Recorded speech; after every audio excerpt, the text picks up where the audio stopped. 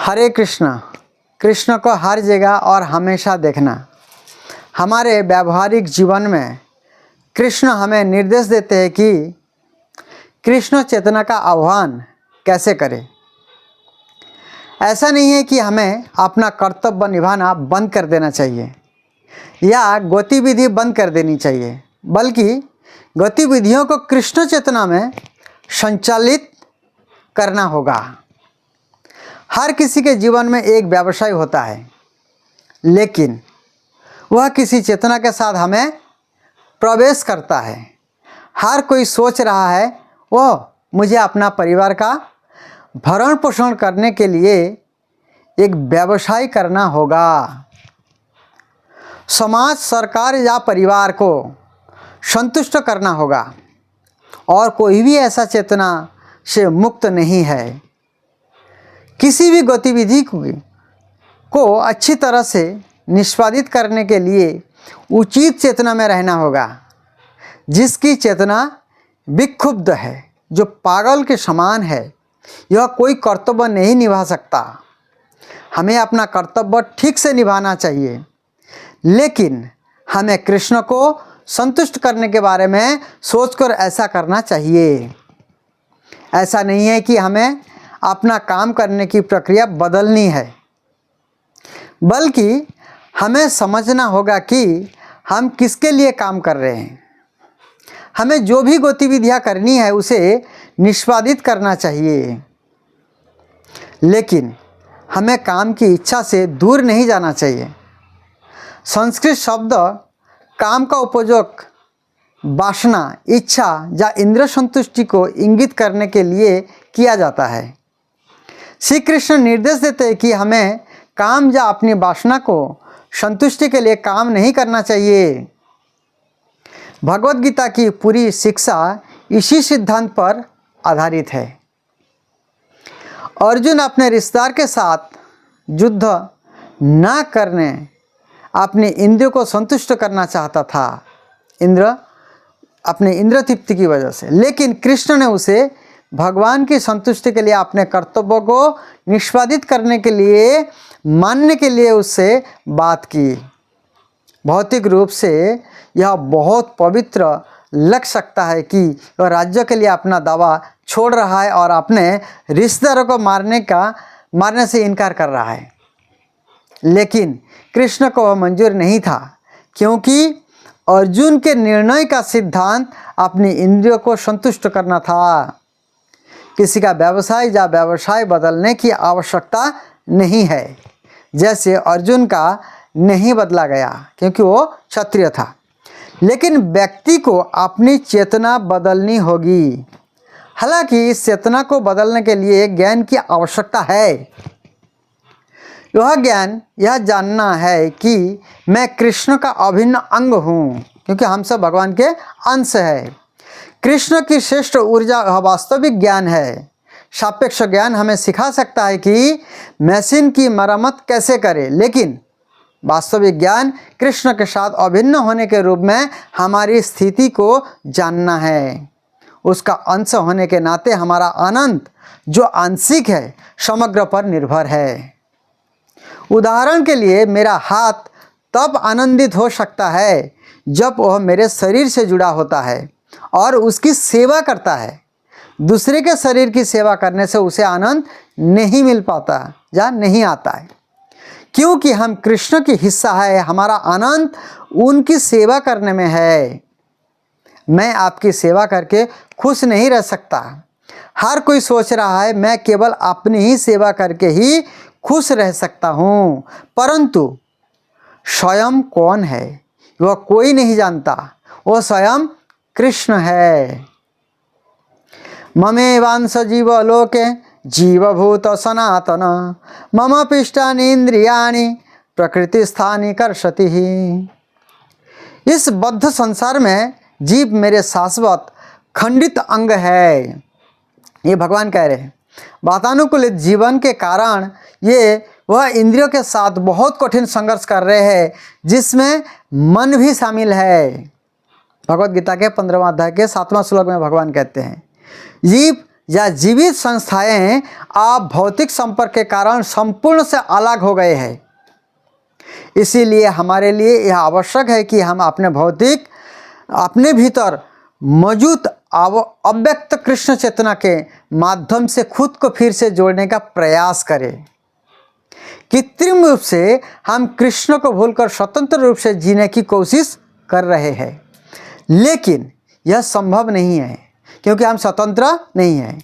जब हम कृष्ण से स्वतंत्र रहने का प्रयास करते हैं तो हम भौतिक प्रकृति के नियमों के प्रभाव में आ जाते हैं।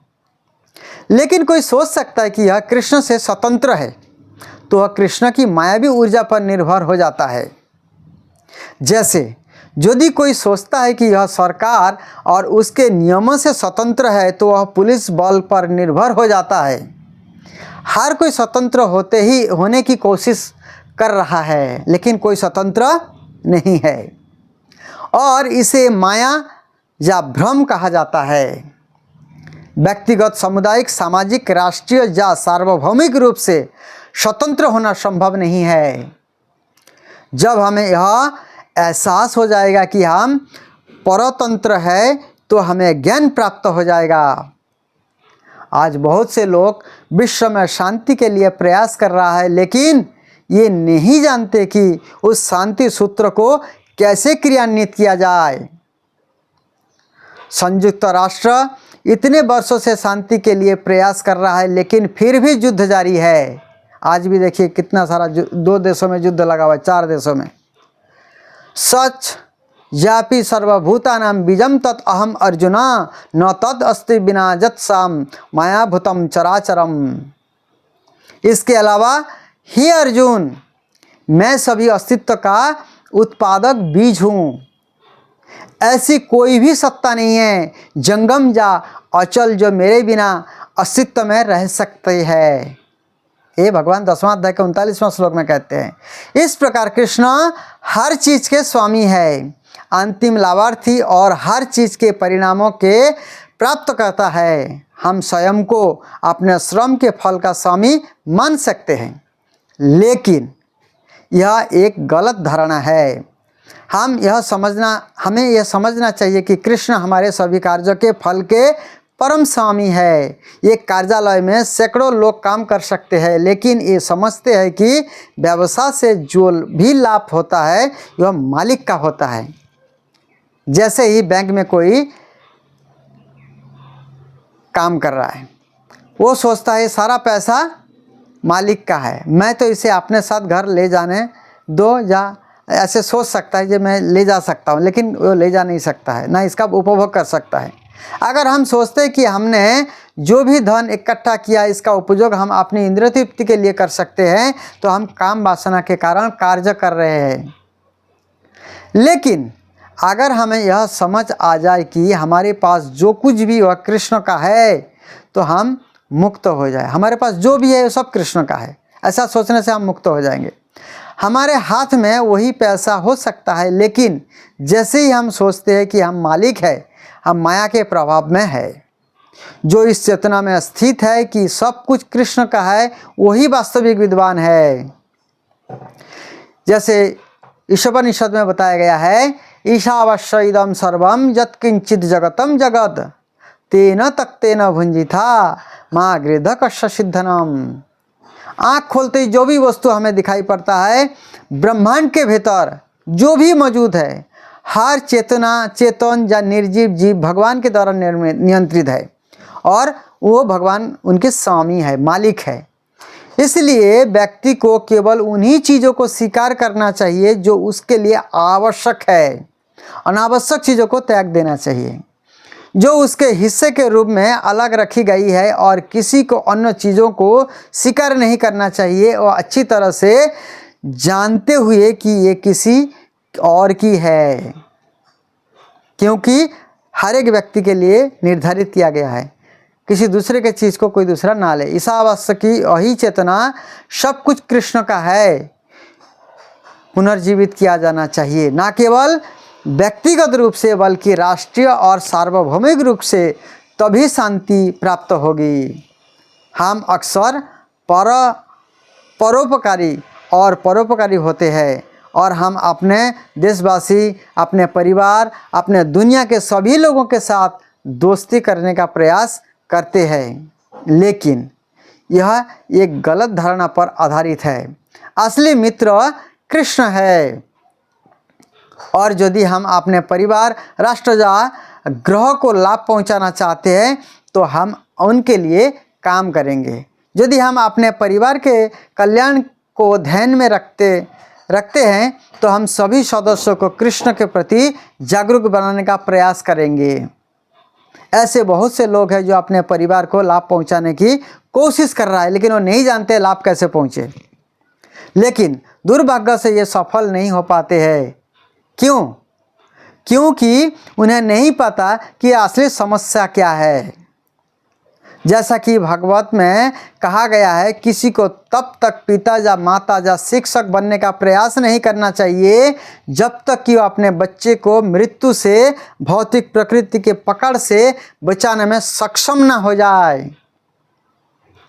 पिता को कृष्ण का ज्ञान होना चाहिए और उसे दृढ़ निश्चय करना चाहिए कि जिन मासूम बच्चे को उसे सौंपा गया है उन्हें दोबारा जन्म और मृत्यु के चक्र से नहीं गुजरना पड़े कभी भी, तभी वो माता पिता है।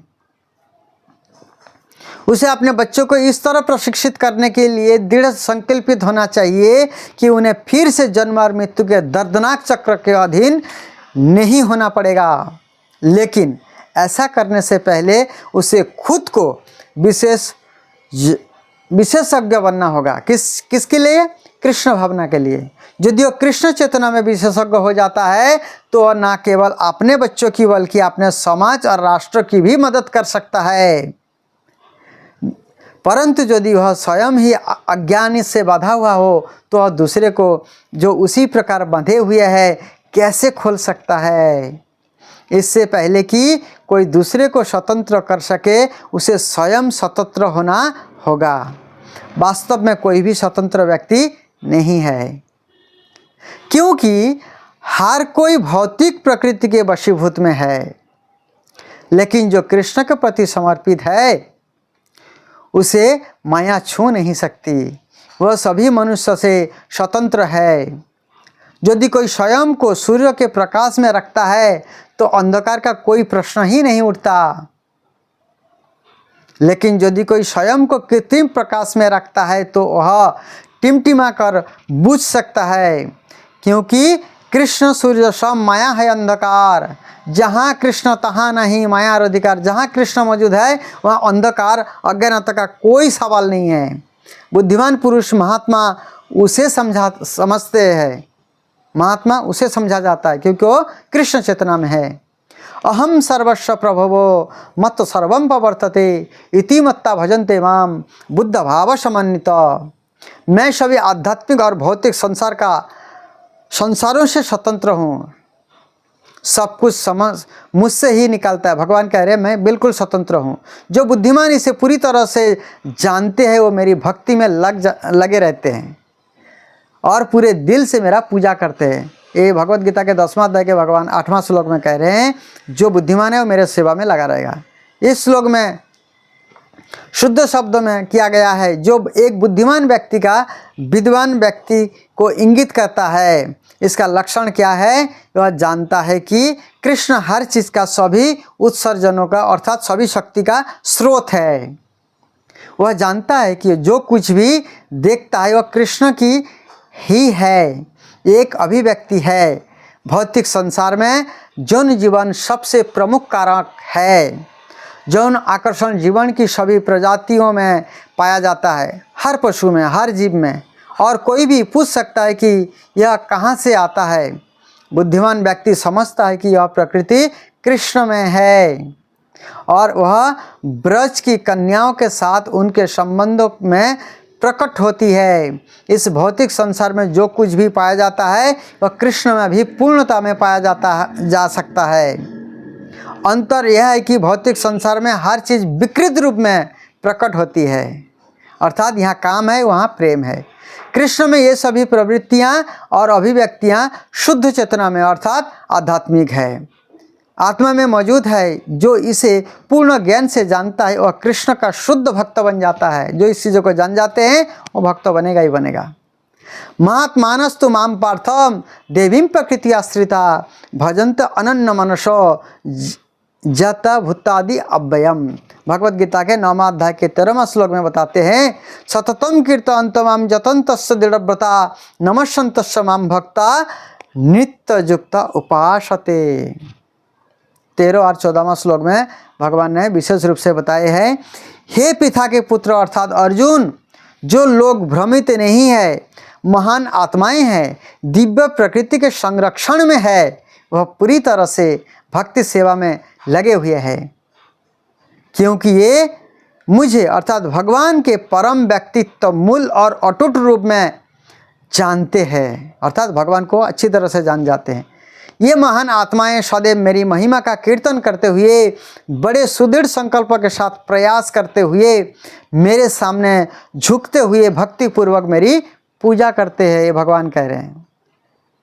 महान आत्मा अर्थात महात्मा कौन है? यह वह है जो श्रेष्ठ ऊर्जा के प्रभाव में है, अर्थात कृष्ण की चेतना में है। वर्तमान में हम कृष्ण की अपरा ऊर्जा के प्रभाव में है। जीवित संस्था के रूप में हमारी स्थिति सीमित है।